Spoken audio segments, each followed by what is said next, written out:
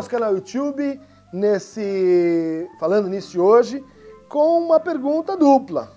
Paola Cunha, Dunker, tem como falar sobre a relação da psicanálise com o corpo? Parece que você emagreceu um pouco. O que você fez? KKKK. E Ricardo Psi, boa tarde, professor. Parabenizo pelo belíssimo trabalho e didática com um tema tão específico.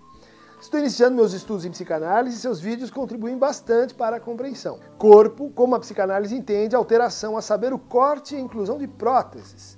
Exemplificando, a orquitomia, o implante de próteses mamárias, a ginecomastia induzida por medicamentos. Teria a ver uma posição de objeto diante do outro? Seria uma forma de me apresentar para o outro? Ser alterado para ser aceito? Enfim, como poderíamos pensar ou iniciar essa compreensão do sujeito que decide por uma alteração? É legal, Ricardo. Essa é, de fato, uma decisão e uma situação clínica que a gente acompanha com mais e mais frequência. Pessoas que estão diante da hipótese, da possibilidade de fazer, por exemplo, uma cirurgia bariátrica, ou de fazer uma implantação de silicones, ou de fazer uma lipoaspiração, ou de fazer aquilo que a Paola Miele, minha amiga lá de Nova York, que escreveu um trabalho muito interessante sobre as alterações irreversíveis do corpo, ela chama, então, de o puncto, né? Essa experiência que seria algo assim meio equivalente de um significante na dimensão do corpo. No fundo, muito compatível com a noção de letra no Lacan. Nessas situações, a gente tem, e de fato o acompanhamento psicológico ele é importante, né? Para que tais práticas, né, de transformação corporal, isso inclui então os regimes, as dietas, os jejuares, né, que muitas vezes os médicos insistem para que a gente faça, né? Ou seja, toda essa dimensão de relação com o nosso corpo que se tornou, com a imagem desse corpo, que se tornou mais e mais importante para o mundo contemporâneo. O que eu poderia dizer é que há alguns modos de relação que são assim problemáticos e que deveriam nos resguardar um pouco nesse momento da decisão ou do percurso que você tem pela frente para produzir uma alteração reversível ou irreversível do corpo.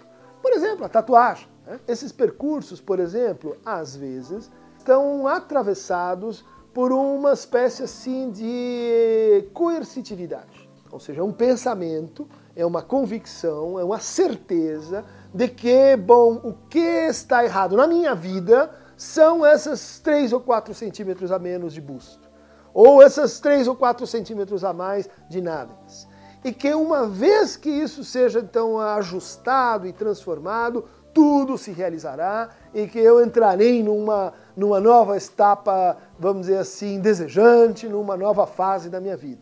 E essa expectativa é, por um lado, aceitável, mas por outro ela tem alguns sinais que chamam a nossa atenção. Quando, por exemplo, há uma convicção, há um senso de certeza, há um empuxo a essa transformação. Um outro indício desse empuxo é quando, assim, a pessoa faz uma operação e, bom, vai ao falar com o seu plástico e se mostra indignada. Porque aquilo que ela achava que ia obter não foi o que ela teve, e ela atribui isso integralmente a uma imperícia técnica, a uma má realização, ou então a uma prática que vai então se repetindo, né?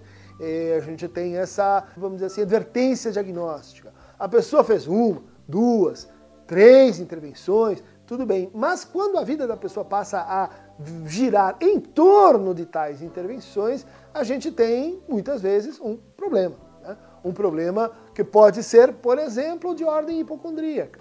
Pode ser, por exemplo, na forma mais básica de inconciliabilidade entre o eu e sua imagem, entre o eu e sua experiência de si. Muito frequentemente, uma outra linha para a qual a gente deve estar atento são as chamadas relações disciplinares, policialesca, aquelas relações em que o corpo ele é pensado assim como uma espécie de massa plástica, que você gira, que você dobra, que você faz qualquer coisa com ele, como se ele não oferecesse assim uma resistência dos materiais. e como se ele não fosse também algo que marca a nossa finitude, marca uma certa condicionalidade, que marca, portanto, uma certa incidência da lei. O Lacan dizia, o gozo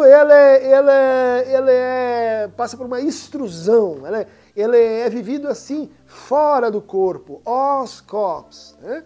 E isso pode enganar a pessoa, né? Como o gozo ele passa pelo outro, ele passa pelo olhar do outro, ele passa pelas suposições que a gente tem no outro e que são muitas vezes inconscientes, muitas vezes a gente começa a operar transformações em si que nunca geram aquele resultado esperado, porque o próprio processo da transformação está a serviço do gozo do outro, do super-eu, da conjunção maligna entre o eu masoquista e o super-eu sádico.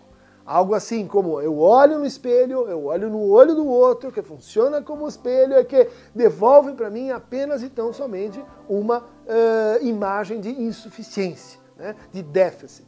Isso, ou seja, pode sinalizar uma dificuldade mais básica de aceitação, né, de aceitação simbólica de si, de relação com o seu próprio corpo, que não seja de policiamento, mas que seja, vamos dizer assim, uma relação de alteridade. O nosso corpo não é só um instrumento que a gente manipula. O nosso corpo, ele fala do que há de mais estranho em nós, daquilo que precisa, vamos dizer assim, ser respeitado, descoberto, recriado, inclusive pelo nosso regime de fantasias. Então, quando o sujeito começa a tratar o seu corpo como uma máquina, né, uma máquina de performance, uma máquina de produção, uma máquina estética, nós temos um problema com a relação de fantasia que está se colocando e na qual o corpo é sempre uma mediação, é sempre um jeito de estar com o outro e de retornar a si.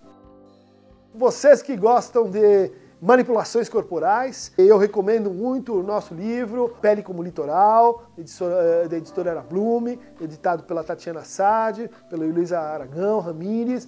Eu também tive uma participação nisso, onde a gente fala dos diversos regimes de corporeidade e de como o corpo ele faz ele junta, né, o real, o simbólico e o imaginário. Para pensar essas operações é preciso pensar os anelamentos entre os registros e como e por que aquela operação, aquela inserção se instala e para que ela funciona para aquele sujeito. Para receber mais fragmentos históricos dos nossos nós borromianos corporais, clique aqui em Aqueronta Movebo e receba mais um fragmento de Falando Disso.